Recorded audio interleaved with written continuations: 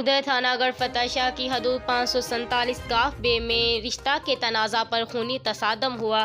ڈنڈوں، سوٹوں، کلہاڑیوں، firing کا آزادانہ استعمال، جس میں ایک جاں بحق 16 سے زائد زخمی۔ مزید تفصیل جانتے ہیں نیوز ہوم ٹی وی کے تحصیل رپورٹر نور حسن سے۔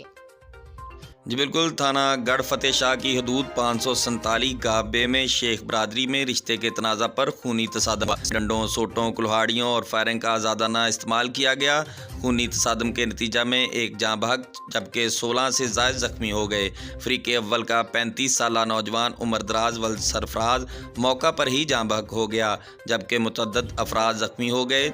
مخالفین فریق دوم کے بھی متعدد افراد زخمی ہوئے۔ پولیس تھانہ گڑھ فتح نے لاشوں اور دونوں فریقین کے زخمیوں کو اپنی تحویل میں لیتے ہوئے 1122 کے ذریعے RHC کنجوانی اور تحصیل ہیڈ کوارٹر ہسپتال تاندلے والا منتقل کر دیا۔